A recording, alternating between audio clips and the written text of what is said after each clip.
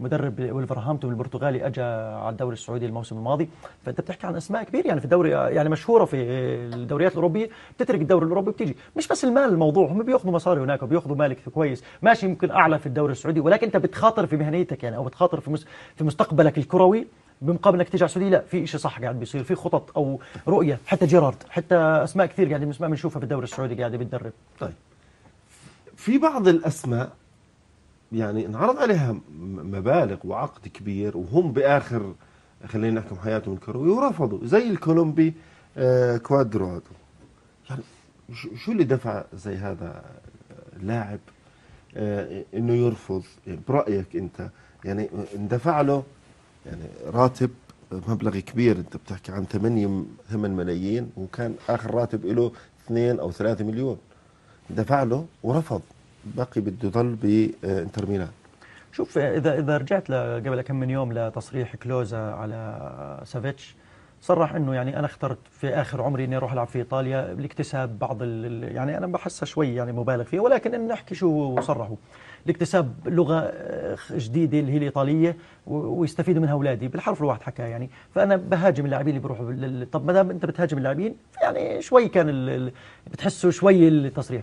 ولكن في ممكن يعني لاعبين اللي هي بيئه المعيشه، يمكن الحاله الاجتماعيه له، مثلا البيت او خلينا نقول العائله بتحكموا انه مثلا لا، يعني مثلا احنا بنحب المنطقه مثلا خلينا نقول الشرق الاوسط حار او صحراوي، جو صحراوي، فانه ممكن يعني لا ممكن اما بقول لك يعني في كولومبيا كاين هو قاعد في كولومبيا هو لسه هالنثناثه، هو قاعد في كولومبيا. هي حرب. الفكره، هي هذا اللي بنحكي فيه احنا يعني. هي بعض حتى اذا بتلاحظ انت يعني، حتى لما ميسي كان يقول رفضوا عرض الهلال، يقال انه يعني انه بالنسبه للعائله وكذا، ولكن جاء عرض خيالي برضه من الدوري الامريكي يعني، ما جاء شيء بسيط يعني والله ترك الدوري السعودي وراح للدوري الامريكي، لا شيء بسيط، لا كان في عرض خيالي واسهم احنا اللي سمعناها كلها في اديداس وابصر مين وكذا.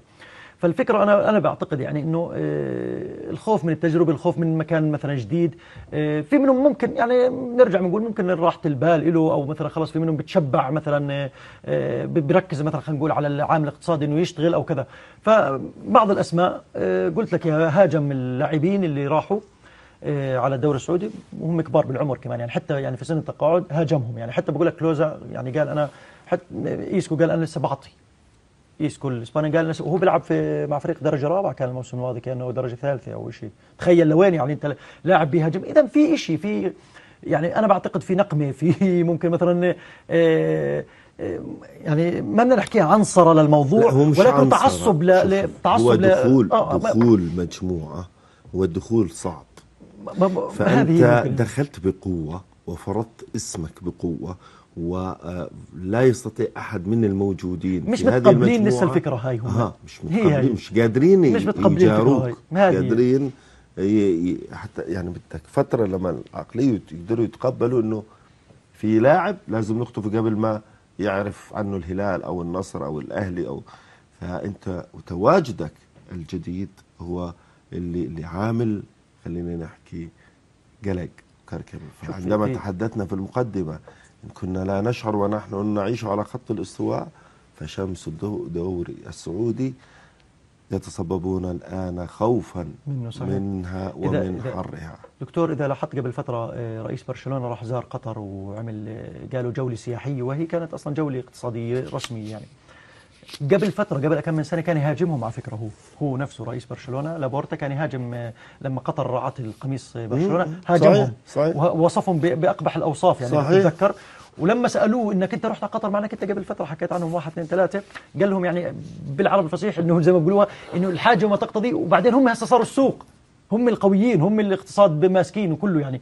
فالفكره انه الشرق الاوسط، السعوديه حاليا في الفتره الحاليه هم اللي بيسيطروا قاعدين رياضيا، هم اللي بيسيطروا على التعاقدات والصفقات. فللامانه في ناس كثير مش متقبله دخولهم، وهم اعتقد اللي شويه ما زالوا متزمتين لمجتمعهم، لعاداتهم وتقاليدهم يعني. لكن هم الان الكره السعوديه تفرض اسمها وتفرض قوتها وتفرض وجودها، ويجب ان يكون دائما هذا الوجود مدروس، وايضا يكون محسوب، ويكون له كل الدعم نوقف معه اعلاميا، وايضا لخدمه ورفعه سمعه كره القدم السعوديه والعربيه بشكل عام. فراس القدومي. كنت رائع اليوم تعرف. اشكرك يا حبيبي. يعني بس حدا أنت حكى لك الكلمه هاي قبل؟ والله للامانه لا دكتور، انا افتخر اني كنت معك اول شيء، ولكن انت كشفتني قدام مشاهدينا اني هلالي واشوف الهجوم. فراس القدومي المدرب الوطني ومختص التحليل الادائي، بدي اشكرك على تواجدك معنا اليوم في حلقه صدى في حلقه بعد الصافره على صدى الملاعب. شكرا دكتور لك وشكرا لمشاهدينا، والله يعطيك العافيه. ما شاء الله عليك يا دكتور. شكرا. اذا مشاهدينا الكرام وصلنا الى ختام هذه الحلقه من بعد الصافره.